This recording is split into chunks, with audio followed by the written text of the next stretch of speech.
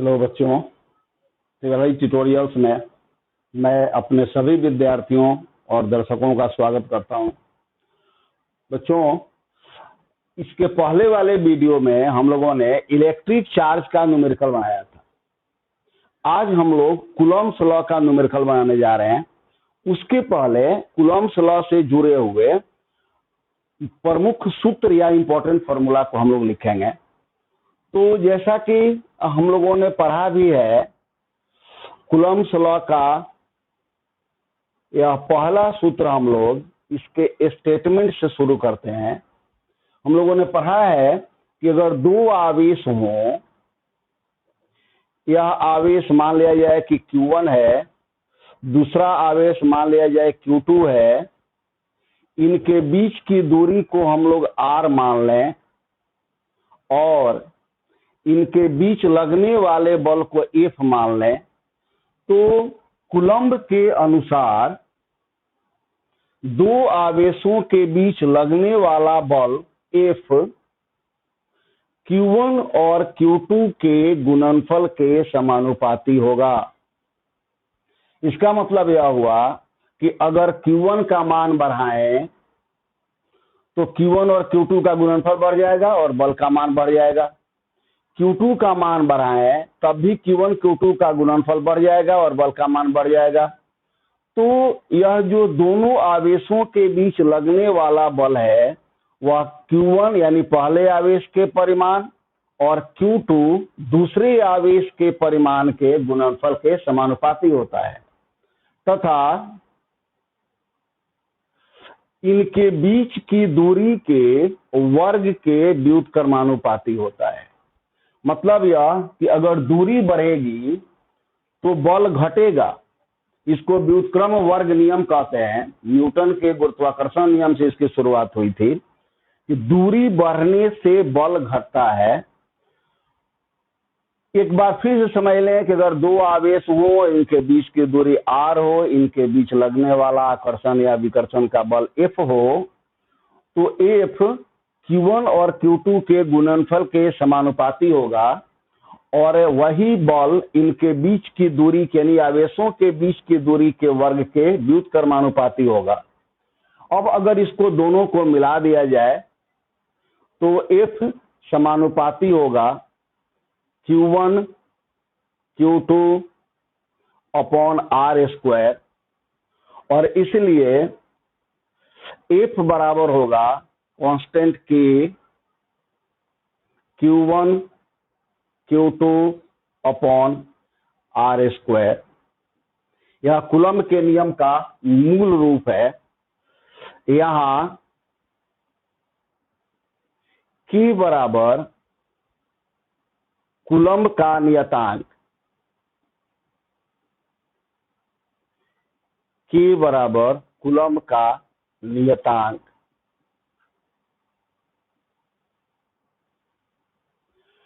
पुनः अगर K का सूत्र निकालें तो यह F R square upon Q1 Q2 होगा। इसलिए K का SI यूनिट, K का SI यूनिट होगा K बराबर न्यूटन बल के लिए, मीटर स्क्वायर R स्क्वायर के लिए और coulomb square Q1 into Q2 के लिए। तो यह K बराबर हो गया newton metre square coulomb power -2। तो यह कूलम्ब के नियम का स्टेटमेंट है। यहाँ दो आवेश हैं Q1 और Q2, इनके बीच की दूरी R है, लगने वाला बल F है।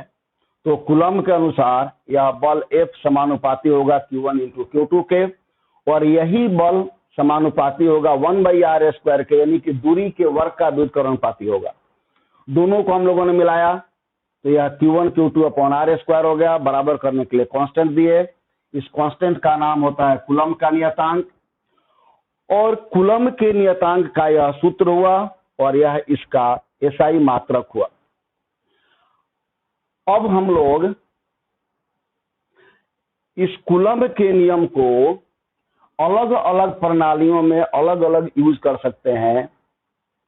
जैसे सीजीएस प्रणाली अगर लेते हैं, सीजीएस सिस्टम में, तो इसमें कूलम्ब्स कांस्टेंट के का मान 1 होता है।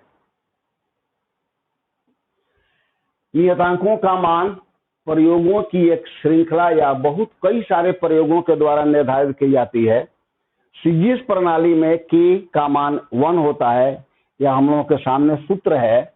इसमें अगर के बदले 1 रख दें तो यह एफ बराबर होगा Q1 Q2 upon R square. अगर इस सूत्र का प्रयोग करेंगे तो Q1 Q1 तथा Q2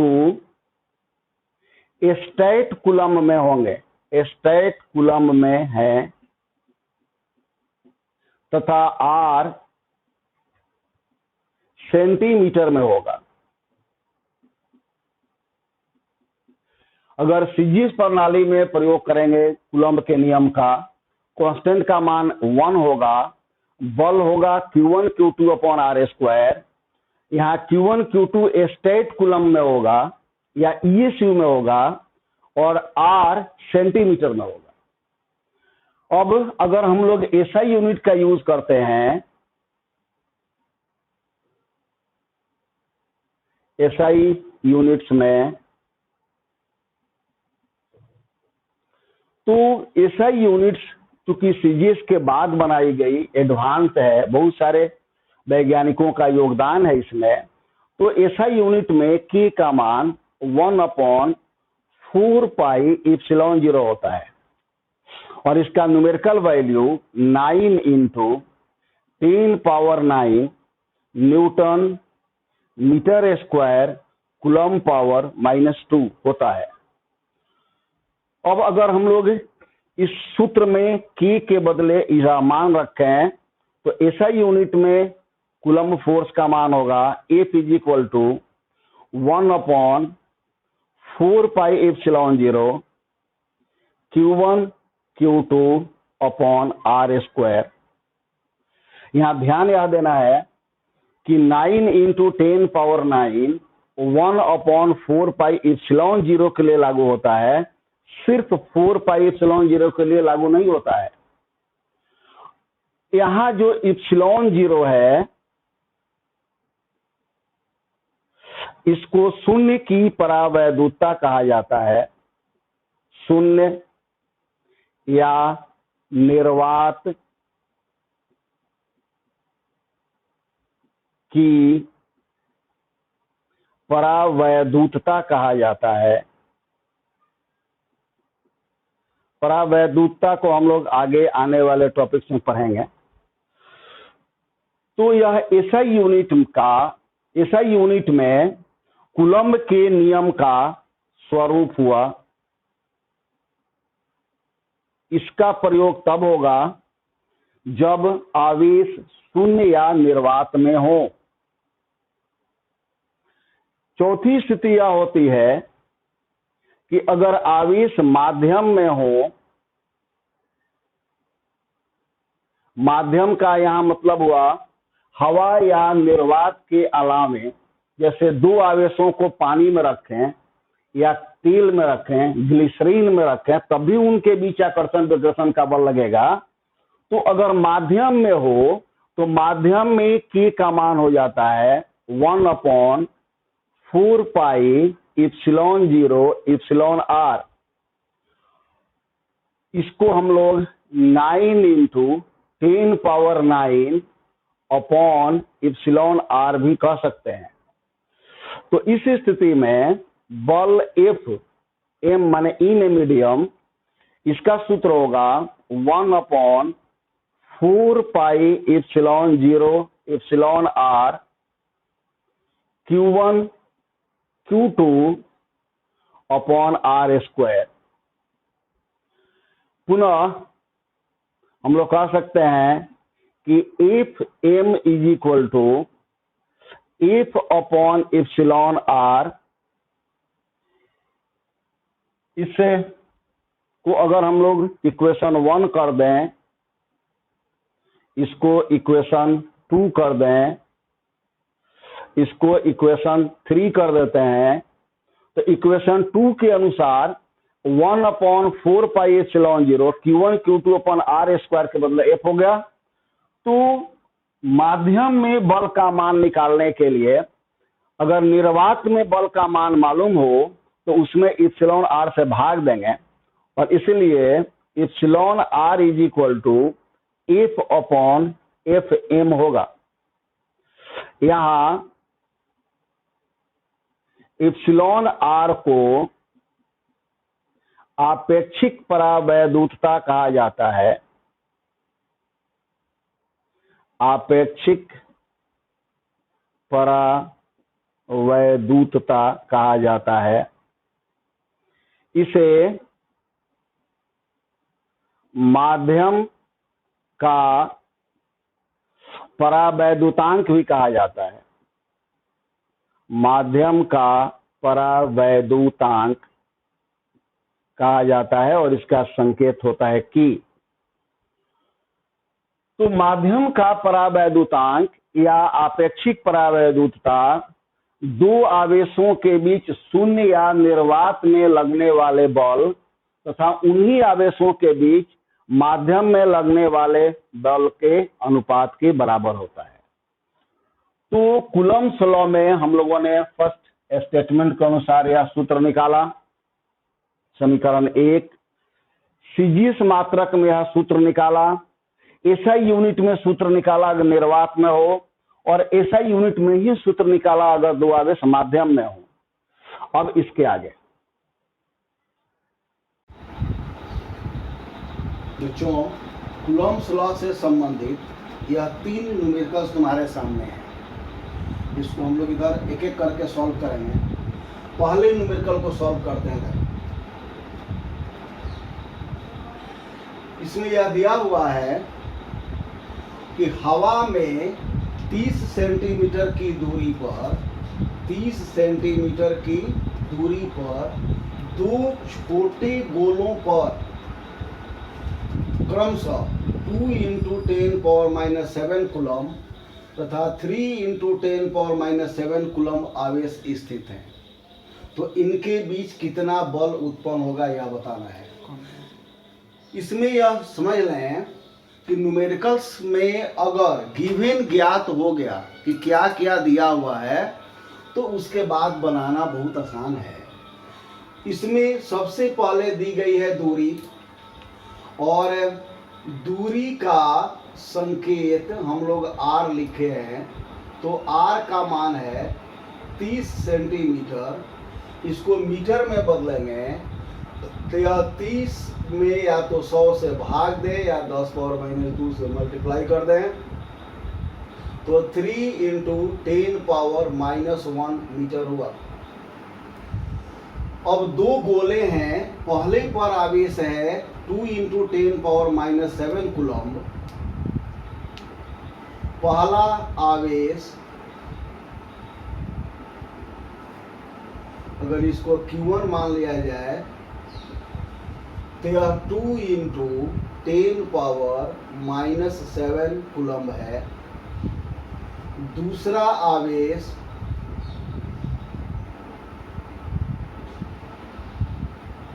अगर Q2 मान लिया जाए तो यह 3 × 10⁻⁷ कूलम है। इनके बीच लगने वाला बल कूलम्ब बल होगा या स्थिर वैद्युतीय बल होगा। कूलम्ब्स लॉ से हम लोग इसका मान निकालेंगे। तो अगर बल F निकालें तो जैसा कि हम लोगों ने सूत्र में लिखा भी है 1/4 pi epsilon 0 Q1 Q2 R square. इस सूत्र का प्रयोग करेंगे क्योंकि आवेशों को हवा में रखा गया है जो निर्वात के समतुल्य है। अब जैसा कि जानते हो 1/4 पाई एप्सिलॉन 0 के लिए 9 × 10⁻⁹ Q1 2 into 10 power minus 7, Q2 3 into 10 power minus 7, R square, तो 3 का स्क्वायर 9 और 10 पावर माइनस 1 का स्क्वायर 10 पावर माइनस 2 और बल का एसआई मात्रक न्यूटन। अब इस तरह न्यूमेरिकल्स में दो चीजें हैं जो हम लोगों को ध्यान देना चाहिए, एक मल्टीपल ऑफ 10 और दूसरा पावर ऑफ 10।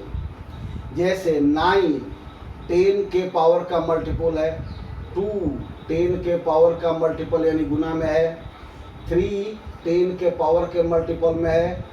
तो हम लोग कैलकुलेशन में मल्टीपल ऑफ 10 को अलग कर दें और पावर ऑफ 10 को अलग कर दें तो न्यूमेरिकल बनाना बहुत आसान हो जाएगा। पहले तो 9 से 9 काटते हैं और अब यह हो गया 2 इंटू 3 यानी कि 6 इंटू 10 पावर 9 और यह 10 power minus 7 multiplied 10 power minus 7 गुना में पावर को जोड़ते हैं तो 10 पावर माइनस 14, यह ऊपर जाके प्लस होगा 10 पावर माइनस 2 और जैसा कि यह 10 पावर प्लस 2 होगा, माइनस 2 है, तो हम लोग कह सकते हैं 6 into 10 power 11 into 10 power minus 14, यह दोनों को हम लोगों ने जोड़ा, दोनों का पावर और 2 मिलकर 11 हुआ। तो एफ का वैल्यू हो गया 6 into 10 power minus 3 Newton. 6 into 10 power minus 3 Newton. यह बहुत ही आसान न्यूमेरिकल्स है। जो न्यूमेरिकल्स हम लोग बना रहे हैं इसमें एनसीईआरटी का भी न्यूमेरिकल्स होगा और बोर्ड में आया हुआ भी न्यूमेरिकल्स होगा। यह एनसीईआरटी का न्यूमेरिकल है, पहला न्यूमेरिकल। लैंग्वेज में थोड़ा चेंज हो सकता है, उसको हम लोगों ने छोटा करने का प्रयास किया है लैंग्वेज उसका, लेकिन न्यूमेरिकल वही है। तो यह पहला न्यूमेरिकल एक बार फिर से देख लें कि दो आवेश हैं। पहला है 2 इंटू 10 पावर माइनस 7 कूलम, दूसरा आवेश है 3 इंटू 10 पावर माइनस 7 कूलम। इनके बीच की दूरी है 30 सेंटीमीटर, जिसको हम लोगों ने मीटर में बदला। इनके बीच लगने वाले बल निकालने के लिए हम लोगों ने कूलम के नियम का प्रयोग किया। 1/4 पाई एप्सिलॉन 0 के बदले 9 इंटू 10 पावर 9 रखा, Q1 का मान रखा, Q2 का मान रखा, R स्क्वायर का मान रखा और बहुत सिंपल कैलकुलेशन से हम लोगों का आंसर मिला। F is equal to 6 into 10 power minus 3 newton. आशा है कि यह समझ में आएगा। अब दूसरा क्वेश्चन है,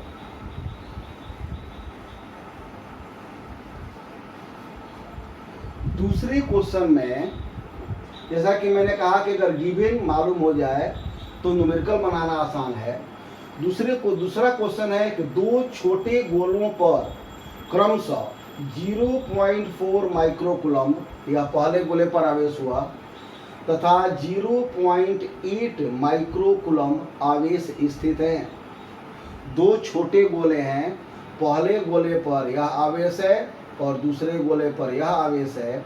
इन आवेशों के कारण गोलों के बीच 0.2 न्यूटन का स्थिर वैद्युतीय बल उत्पन्न होता है।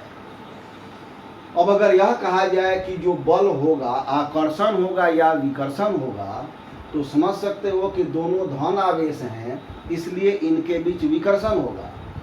तो आकर्षण होता तब भी कूलम का नियम वही है, विकर्षण के लिए भी वही है। अब हम लोगों को करना क्या है कि दोनों के बीच की दूरी ज्ञात करनी है और बताना यह है कि दूसरे गोले के कारण पहले पर कितना बल लगेगा। तो हम लोग इसका पहला पार्ट सॉल्व करते हैं ए, और इसमें पहला आवेश है, पहला आवेश अगर इसको Q1 मान लें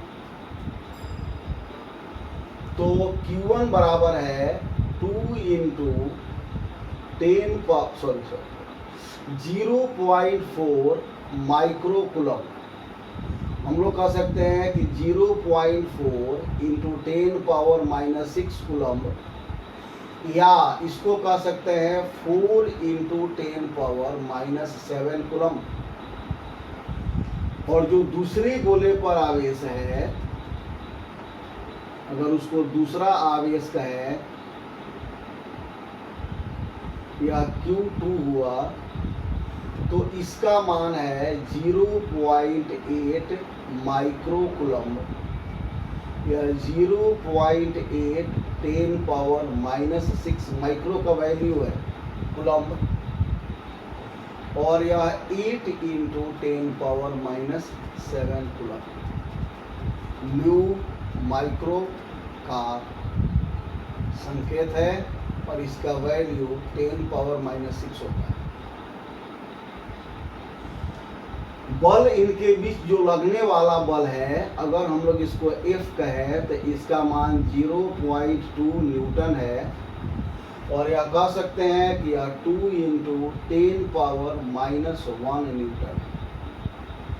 डेसिमल को हटा देने से लगता है कि न्यूमेरिकल थोड़ा आसान हुआ, लेकिन बात वही है। तो इसलिए दूरी जो हम लोगों को ज्ञात करनी है, दूरी r, इसका मान निकालना है कि दूरी कितना होगा। कूलम्ब के नियम का हम लोग प्रयोग करते हैं कि अब बल F is equal to 1/4 pi epsilon 0 Q1 Q2 upon R square. तो कह सकते हैं कि या R square is equal to 1/4 pi epsilon 0 Q1 Q2 upon F। और अब सबका वैल्यू पुट करें, R स्क्वायर जो निकालना ही है, 9 इंटू 10 पावर 9 या 1/4 पाई एप्सिलॉन 0 का मान हुआ।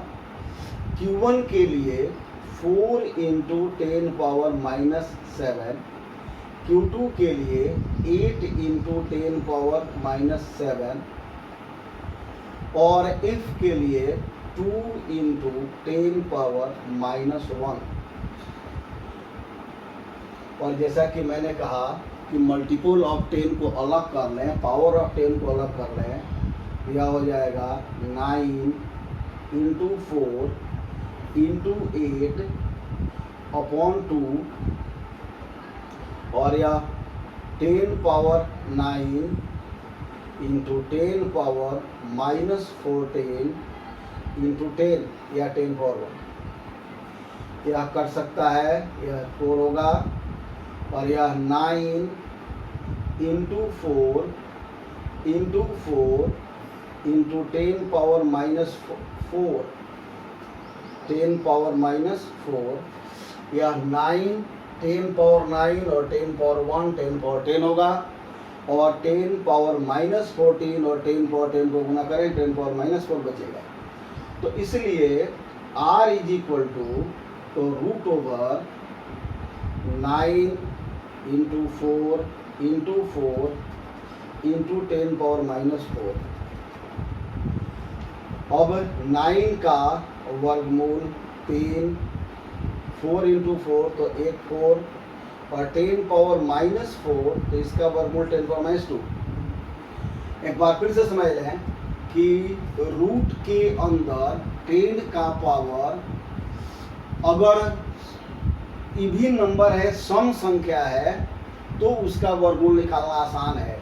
जैसे 4 तो 10 पावर 2, 6 तो 3, 8 तो 4, इस तरह से। लेकिन विषम संख्या होगा तो उसको सम में बदलना पड़ेगा। और एक दूरी का SI मात्रक मीटर, तो R का वैल्यू मिला 12 इंटू 10 पावर माइनस 2 मीटर और 12 सेंटीमीटर। तो बच्चों, यह क्वेश्चन 2 का पहला यानी A का आंसर है कि दोनों गोलों के बीच की दूरी कितनी होगी। एक बार फिर से देख लें, यह पहला आवेश हुआ, इसको हम लोगों ने माइक्रो का वैल्यू रखा, और यह 4 इंटू 10 पावर माइनस 7 कूलम हुआ। यह दूसरा आवेश हुआ, चेंज करने पर यह हो गया। दोनों के बीच लगने वाला यह बल हुआ। दूरी निकालनी है, कूलम्ब के नियम का हम लोगों ने प्रयोग किया। आर स्क्वायर का यह सूत्र आया। आर स्क्वायर का वैल्यू हम लोगों ने यहाँ तक निकाला। आर निकालने के लिए इसका रूट ओवर लिया और यह आर या दूरी का मान निकाला। अब इसका जो दूसरा क्वेश्चन है, दूसरा पार्ट है बी, वह बहुत आसान है। यह कह रहा है कि पहले गोले पर कितना बल लगेगा दूसरे गोले के कारण। तो इसको समझ लें, यह बी हुआ कि अगर ये दो गोले हैं, यहां मान लेते हैं कि यह दूसरा गोला है। अगर इसको हम लोग ए मान लें और इसको बी मान लें, तो जैसा कि हम लोगों ने कहा था कूलम्ब्स लॉ में कि पहला गोला दूसरे पर जितना बल लगाएगा उतना ही दूसरा गोला पहले पर बल लगाएगा। हम लोग यहाँ कह सकते हैं कि एफ बी ए और यह एफ ए बी बराबर होगा। तो हम लोग कहेंगे इसलिए कि पहला गोला दूसरे पर जितना बल लगाएगा उतना ही बल दूसरा गोला पहले पर लगाएगा। दो बलों के बीच यानी दो आवेशों के बीच लगने वाला कूलम्ब का बल क्रिया प्रतिक्रिया युग्म बनाता है। तो यहाँ एफ ए बी और एफ बी ए दोनों का मान समान होगा, वह 0.2 न्यूटन होगा। एफ ए बी का मतलब हुआ कि बल लगा ए पर, लगाया बी। एफ बी ए का मतलब हुआ बल लगा बी पर, लगाया ए। यहाँ बी और ए के बदले 1 और 2 भी लिख सकते हैं। तो पहले गोले पर दूसरे गोले ने बल लगाया, दूसरे गोले पर पहले गोले ने बल लगाया और दोनों का मान समान हुआ। तो यह हम लोगों का क्वेश्चन 2 हुआ। दो छोटे गोले हैं, उन पर आवेश है, उनके बीच बल का मान दिया हुआ है। तो हम लोगों ने दूरी निकाली और यह बताया कि दूसरा गोला पहले गोले पर जितना बल लगाएगा उतना ही बल पहला गोला दूसरे गोले पर लगाएगा। और अब क्वेश्चन नंबर 3। क्वेश्चन नंबर 3 इसका पहला पार्ट। इसमें एक व्यंजक दिया हुआ है,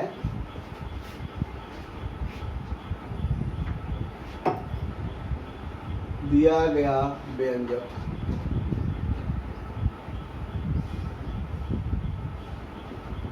कि e square upon G m e m p. हम लोगों को यह सिद्ध करना है कि यह जो व्यंजक होगा वह विमाहीन होगा, इसका डायमेंशन नहीं होगा। तो इसके पहले हम लोग समझ लें कि जो व्यंजक दिए हुए हैं उसमें किस पद का क्या मान है। तो कि कूलम्ब नियतांक है, कि कूलम्ब का नियतांक है और इसका वैल्यू 9 × 10⁹ न्यूटन मीटर स्क्वायर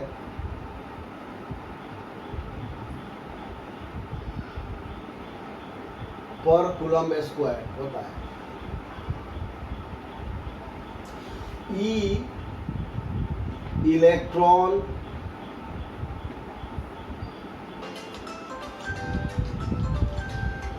का आवेश है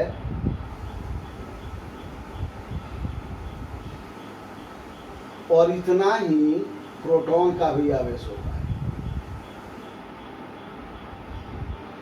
इलेक्ट्रॉन के आवेश और प्रोटॉन के आवेश का परिमाण समान होता है, ध्रुवता अलग अलग होती है और इसका मान 1.6 × 10⁻⁻19 कूलम्ब होता है। कैपिटल जी गुरुत्वाकर्षण नियतांक है। कैपिटल जी गुरुत्वाकर्षण नियतांक है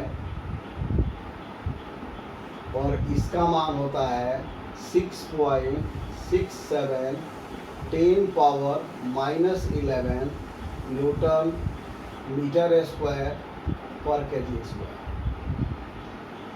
एम ई इलेक्ट्रॉन का द्रव्यमान है। एम ई इलेक्ट्रॉन का द्रव्यमान है और इसका वैल्यू है 9.1 इंटू 10 पावर माइनस 31 kg। और एम पी प्रोटॉन का द्रव्यमान है।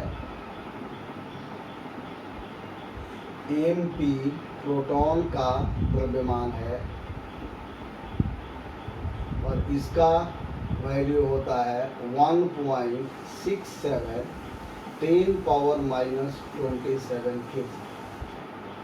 ये सब नोन है, कांस्टेंट है, इस सब का वैल्यू फिक्स है। अब हम लोगों को बताना यह है कि यह जो व्यंजक है Ke²/G MEMP यह विमाहीन है। तो इसके दो तरीके हैं। पहला तरीका तो यह कि इस सब का डायमेंशन लिखें फिर उसको सॉल्व करें।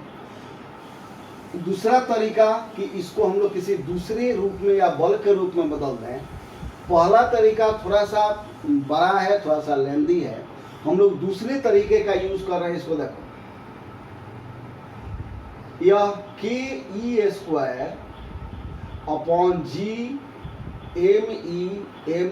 यह जो व्यंजक है इसमें हम लोग r² से भाग देते हैं ऊपर और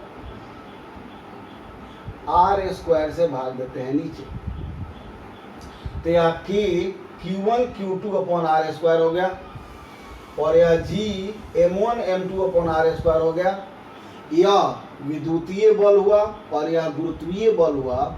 अब हम लोग लिख सकते हैं कि Ke² यानी E गुने E बटा r² यह विद्युतीय बल हुआ और G MEMP M1M2/r² यह गुरुत्वीय बल हुआ। यानी यह जो व्यंजक है इलेक्ट्रॉन और प्रोटॉन के बीच लगने वाले विद्युतीय बल या कूलम्ब बल का सूत्र हुआ और इलेक्ट्रॉन प्रोटॉन के बीच लगने वाले या गुरुत्वाकर्षण बल का सूत्र। अब तो दोनों बल हैं, तो दोनों का विमीय सूत्र सेम होगा, एक ही होगा, क्योंकि बल दोनों हैं, विद्युतीय हो या गुरुत्वीय हो, भौतिक राशि बल है।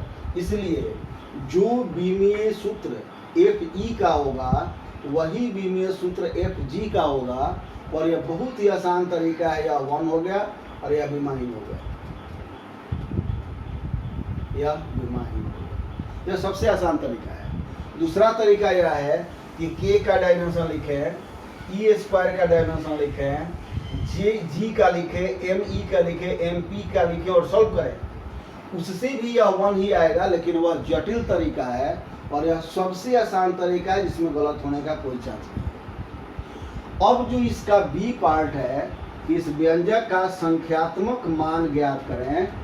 तो इस व्यंजक में जैसा कि यहाँ वैल्यू सबका दिया हुआ है, सबका वैल्यू एक एक करके रखेंगे, सॉल्व करेंगे और इसका मान प्राप्त होगा।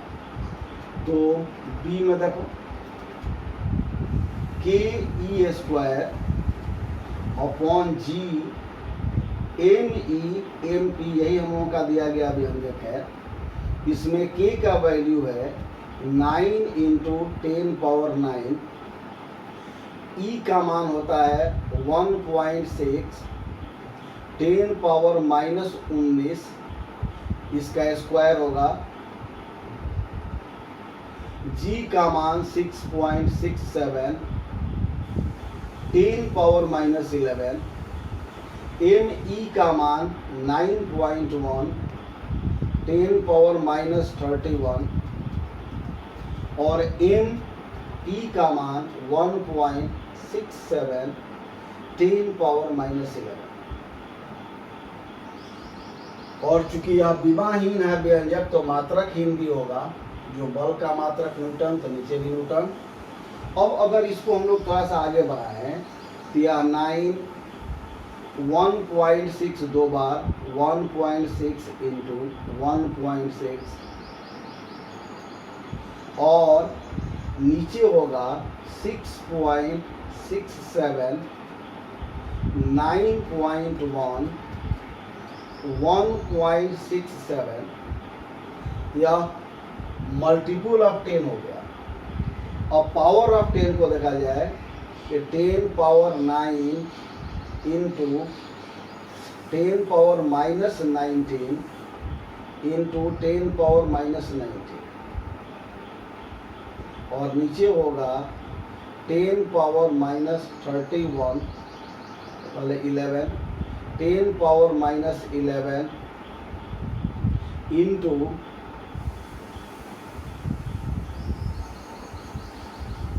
यहाँ पे -27। एक बार फिर एम पी का मान होगा 1.67 इंटू 10 पावर माइनस 27, यहाँ लिखा हुआ है। तो यह 10 power minus 11 into 10 power minus 31 into 10 power minus 27।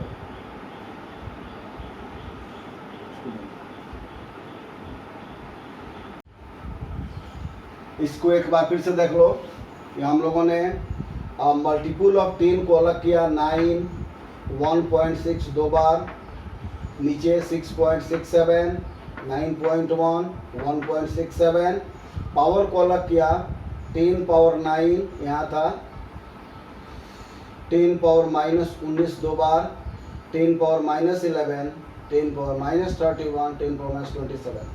इसको अगर सॉल्व करते हैं तो हम लोगों को मिलेगा 23.04 इंटू 10 पावर माइनस 29 और नीचे इसको अगर मल्टीप्लाई करेंगे तो 101.36 इंटू 10 पावर 69। या 69 ऊपर जाएगा, इसमें से 29 माइनस करेंगे तो 10 पावर 40 होगा। इसको अगर डिवाइड करेंगे तो 0.227, अगर 7 हटा देना चाहें तो 2.3 इंटू 10 पावर 39। यह रेशियो हुआ जो दिया गया व्यंजक है या ke²/g इसका न्यूमेरिकल वैल्यू 2.3 इंटू 10 पावर 39 हुआ। अब अगर यह c है, इसमें तीसरा पार्ट, इस व्यंजक का अर्थ क्या है, इसको समझना बहुत आसान है कि हम लोगों ने यह कहा था कि ke²/g वास्तव में इलेक्ट्रॉन और प्रोटॉन के बीच लगने वाले विद्युतीय बल और गुरुत्वीय बल का अनुपात है। तो इसका जो वैल्यू हम लोगों को आया या 2.3 इंटू 10 पावर 39 आया। इसको हम लोग सिर्फ 10 पावर 39 कह सकते हैं। तो इसका मतलब यह हुआ कि Fe is equal to 10 power 39 into Fg। Language में कहें तो यह कहेंगे कि इलेक्ट्रॉन और प्रोटॉन के बीच लगने वाला विद्युतीय बल उनके बीच लगने वाले गुरुत्वीय बल से 10 पावर 39 गुना शक्तिशाली होता है।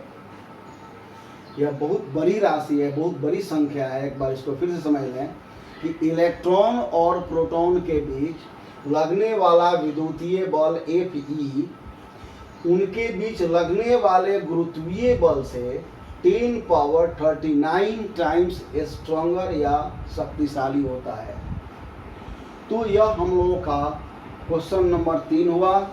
इसमें हम लोगों ने सिद्ध किया कि यह दिया गया व्यंजक विमाहीन है। इसके बाद इस व्यंजक का संख्यात्मक मान निकाला और उसके बाद यह बताया कि इस व्यंजक का मतलब क्या हुआ। अब अगला क्वेश्चन, अब क्वेश्चन नंबर 4 देखो। तांबे के दो विद्युत रोधी गोलों ए और बी के केंद्रों के बीच की दूरी 50 सेंटीमीटर है, यह दिया हुआ है। यदि प्रत्येक गोले पर 6.5 इंटू 10⁻⁷ कूलम्ब आवेश हो, तो बताना है कि इनके बीच वैद्युत प्रतिकर्षण बल कितना होगा। प्रतिकर्षण या विकर्षण एक ही चीज हुआ। तो यहाँ तांबे के दो गोले हैं और इनके बीच की दूरी 50 सेंटीमीटर है, दोनों पर आवेश का मान समान है, तो विकर्षण बल लगेगा, कितना लगेगा यह बताना। तो गिवन लिखें, दूरी r 50 सेंटीमीटर या 50 गुणे 10⁻⁻² मीटर या आधा मीटर होगा या 5 इंटू 10⁻⁻1 मीटर होगा। पहला आवेश ये हम लोग सॉल्व कर रहे हैं। इसका पहला आवेश Q1 6.5 इंटू 10⁻⁷ कूलम्ब है और इतना ही Q2 है, यानी कि दूसरे आवेश का मान और पहले आवेश का मान समान। तो इसलिए प्रतिकर्षण बल या विकर्षण बल F is equal to 1/4πε0 Q1 Q2 upon r² होगा। अब अगर हम लोग इसका वैल्यू पुट करें तो F is equal to 9 into 10⁻⁹, Q1 के लिए 6.5 10⁻⁷, Q2 के लिए 6.5 10⁻⁷, और r² तो 5 का स्क्वायर 25 25 और 10⁻⁻² न्यूटन। अब इसके मल्टीपल और पावर ऑफ 10 को अलग करें तो यह 9 इंटू 6.5 इंटू 6.5 अपॉन 25 और यह हो गया 10⁻⁹ इंटू 10⁻⁻14 इंटू 10⁻+2 न्यूटन। बच्चों, इसको सॉल्व करने का प्रयास करना और इसका जो उत्तर आएगा देखो 1.521 है, इसको छोड़ सकते हैं, ऐसे 5 लिख सकते हैं, और 10⁻⁻3 10⁻⁻3 9 और 2 11 हुआ, 14 में से 11 3 में से। अब इसका जो बी पार्ट है वह बहुत इस तरह का न्यूमेरिकल बहुत फेमस है कि प्रतिकर्षण बल कितना होगा यदि गोलों के बीच की दूरी आधी कर दी जाए और आवेश दूना कर दिया जाए। तो हम लोग यह कहेंगे कि यहाँ दूरी, अगर इसको r' मान लें तो यह दूरी आधी हो गई, r का आधा हो गया। आवेश पहला अगर Q1' मान लें तो यह Q1 का दूना हुआ, और Q2' मान लें, दूसरा आवेश Q2' मान लें तो वह Q2 का दूना हुआ। तो बताना यह है कि तब इनके बीच लगने वाला जो बल होगा, अगर इसको F मान लें तो इसका वैल्यू कितना होगा 1/4πε0 Q1' Q2' अपॉन r' का होल स्क्वायर।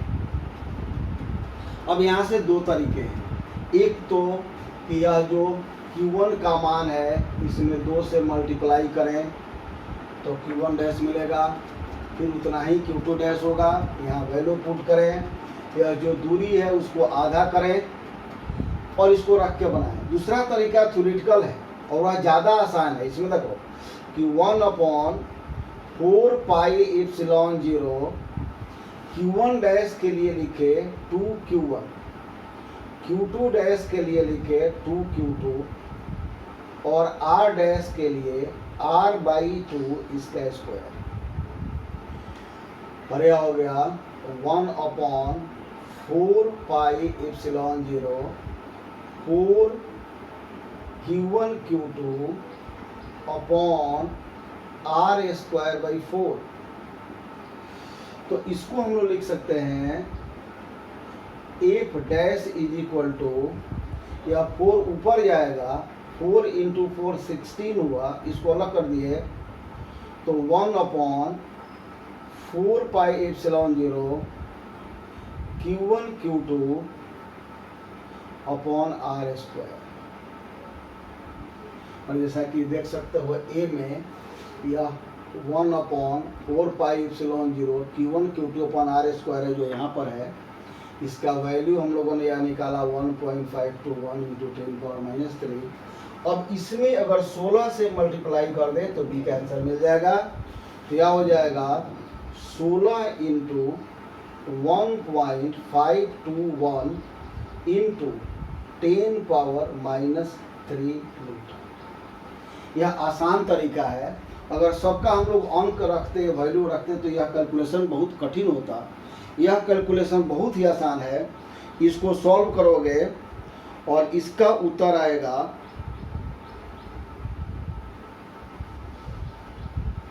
0.24 न्यूटन।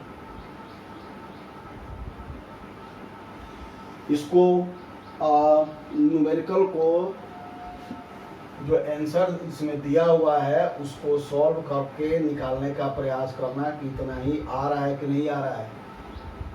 यह आंसर इतना ही आएगा, यह निश्चित है। हम लोग इसको बनाए भी हैं। सी में देखो, सी में यह कह रहा है कि ए में जो स्थिति है कि दो गोले हैं और उनको हवा में रखा गया है, दोनों के बीच की दूरी 50 सेंटीमीटर है और दोनों पर यह आवेश है, Q1 भी यही है, Q2 भी यही है। अब इन्हीं दोनों गोलों को 50 सेंटीमीटर की दूरी पर पानी में रख दिया जाए तो कितना बल लगेगा यह बताना है। तो जैसा कि हम लोगों ने फॉर्मूला में लिखा भी है, कूलम्ब्स लॉ में पढ़ा भी है कि अगर माध्यम हो तो माध्यम के बीच लगने वाले बल और हवा या निर्वात के बीच लगने वाले बल के बीच रिलेशन होता है F m is equal to F/K।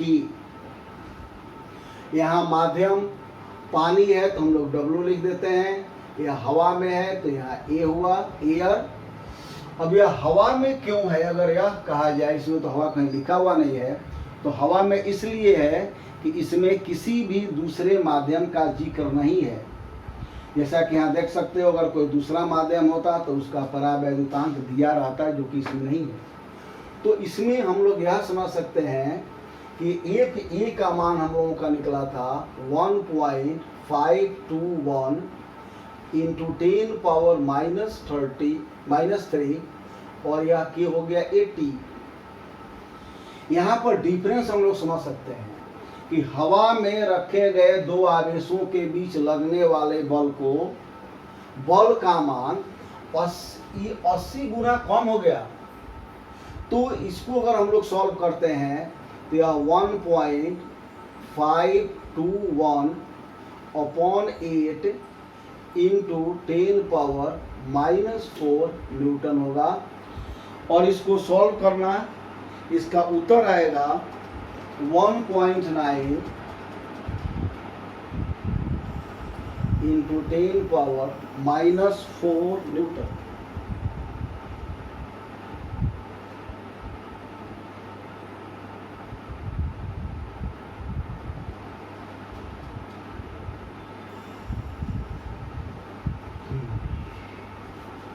बच्चों, इसके बाद में या जो क्वेश्चन नंबर 5 और क्वेश्चन नंबर 6 है, इस दोनों को होमवर्क दे देते हैं, इसको बनाना। और जो हम लोग मंडे को क्लास करेंगे उसमें अगर कोई प्रॉब्लम हो तो इसमें पूछ लेना। इसमें 2 क्वेश्चन बोले हैं, एक पर आवेश है 10⁻³ और दूसरे पर भी यही आवेश है। इनको हवा में रखा गया 10 मीटर की दूरी पर, बहुत ही आसान क्वेश्चन है। और दूसरा माध्यम वाला न्यूमेरिकल है कि 2 आवेश हैं 20 माइक्रोकूलम के, पहला आवेश भी 20 माइक्रोकूलम, दूसरा भी 20 माइक्रोकूलम। इनको 40 सेंटीमीटर की दूरी पर रखा गया है, परावैद्युतांक 4 है, तो कितना बल लगेगा। एक और चीज़ कि जो न्यूमेरिकल्स हम लोगों ने बनाया, इसको अपने से भी सॉल्व करना, और अगर कोई प्रॉब्लम हो तो क्लास जो हम लोग शुरू करेंगे उसमें पूछना। तो यहाँ हम लोग कूलम्ब्स लॉ के न्यूमेरिकल को समाप्त कर रहे हैं, फिर अगले वीडियो में अगला टॉपिक शुरू किया जाएगा। इसका आंसर कमेंट में। और एक और चीज़ कि अगर यह इसको बनाते हो तो इसका आंसर कमेंट में देना, और फिर इसको हम लोग आगे सॉल्व करेंगे। अगर नहीं बनेगा तो बता दें।